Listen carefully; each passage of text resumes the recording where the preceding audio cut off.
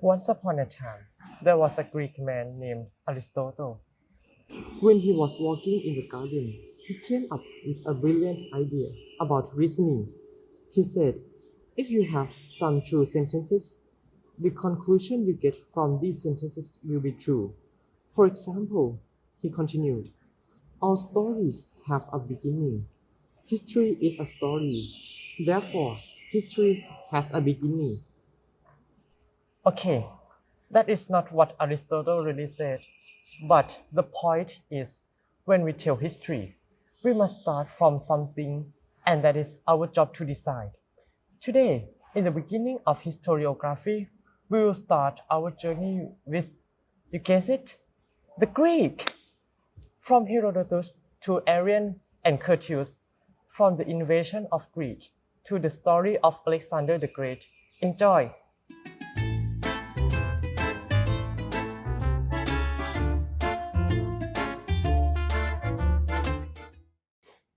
Born in the mid-480 BCE in Halicarnassus, the eastern part of Aegean Sea, Herodotus had been called the father of history, not because he was the first person who kept record of the past, but because he was among the early people who used systematic inquiry and gave narrative to the records.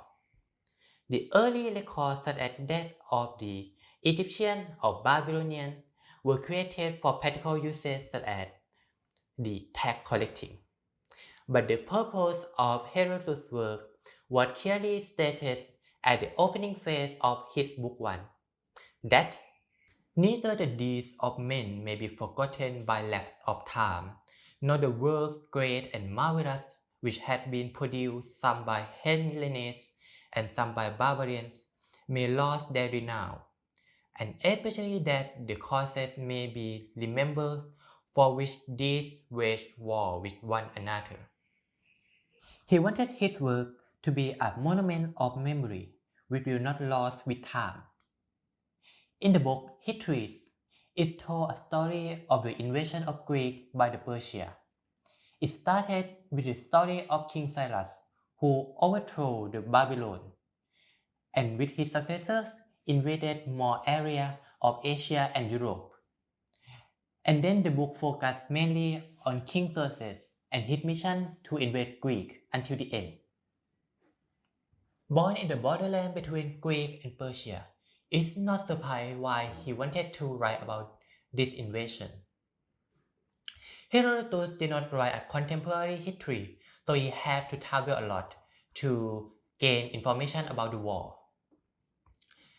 His inquiry includes visiting real places and asking people about the story.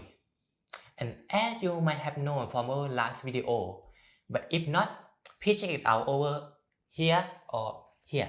I don't know, just check it out, okay?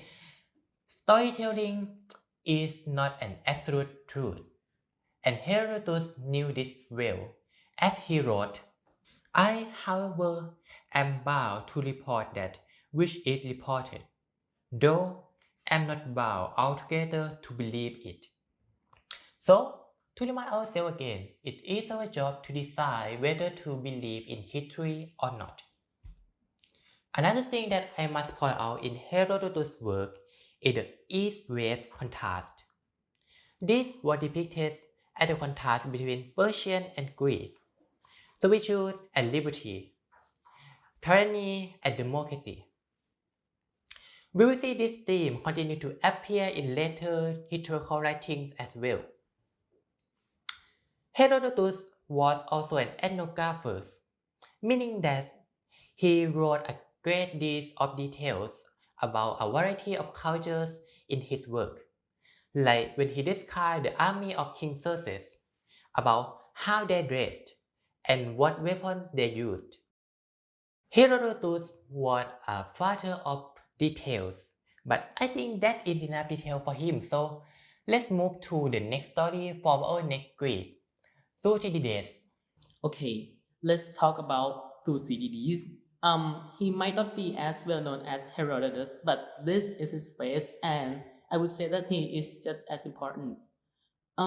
He is famous for his book History of the Peloponnesian War, which is about a war occurring between two major Greek cities, the democratic Athens and the aristocratic Sparta. And I would say that our channel is not a normal history channel, so I won't be talking too much about the history of the Peloponnesian War. So if you want to find out what had happened in that war, you can just search Peloponnesian War on YouTube and watch some of the videos. As a former general who was banished from Athens to Peloponnese, which is an ally of Sparta, he claimed that he was able to write about the war contemporarily and being neutral about it. Moreover, with his skills, he was able to write a precise description of the battles and the technologies used in the war, which can be useful for modern historians. One of the important features in his book is the speeches. Unlike Herodotus, in this case, they are matter because they are jam-packed with Thucydides' views and opinions. He specifically stated in his first book that I have found it difficult to remember the precise words used in the speeches, which I listen to myself, and my various informants have experienced the same difficulty. So, my method has been, while keeping as closely as possible to the general sense of the words that were actually used, to make the speakers say what, in my opinion, was called for by each situation. Which basically means he altered the speech to be what he thought should have been said in that situation. Well, you might think it is unorthodox, but for a historian who wanted to tell a story, John Burroughs stated that they reveal what the bare events themselves without elaborate commentary could not. The motives, apprehensions, appraisals, and even guiding principles at work in the actions of the protagonist, like the speeches in a drama. I would like to give an example of one of the most famous quotes from his book, which is Pericles' funeral oration. It is very long, so I'm not gonna read it all, but you can read it right now. And for those of you who are too lazy to read, I can summarize them for you. Basically, it just means that Athens was so superior by being democratic, and it just shows how Thucydides views democracy very well. Lastly, I would like to point out that Thucydides is the first to see that history can be useful for the future generations. Because succumbing to its nature, humanity would repeat the actions they did in the past. So his writing is more like an official historical document rather than a novel to please the public. And unlike Herodotus, his writing did not lavish the unnecessary appearance and clothing of civilians and soldiers in the war. And this is why Thucydides is the greatest historian. Next, let's talk about Xenophon. We will take a small peek into Xenophon's work. He was a soldier who was born after the Peloponnesian War, and his famous book was The Persian Expedition, which told a story about himself. According to the book, Xenophon and his troops were hired by Prince Cyrus of Persia for an attempt to revolt. However, Prince Cyrus was dead, and then Xenophon was stuck in the middle of enemy homeland. The story told about how they fought their way back to their homeland and what obstacles they have faced. Like Herodotus, Xenophon also wrote about the cultures he has encountered. But the idea that I would like to discuss here is the concept of Greekness. Along the way back to their homeland, they had to face many hard times, the barbarians, and the rough environment. But Xenophon pointed out that they could survive all these difficulties because of the discipline and military techniques, which are the elements of Greekness. His main theme is showing the pride of Greekness, to show that it is good and it is civilized. Some critics of him say that this was too much and was just a pan-Hellenic propaganda. Now, we will move on to our own last story, and we will see when historical writings contradict with each other in the story of Alexander the Great.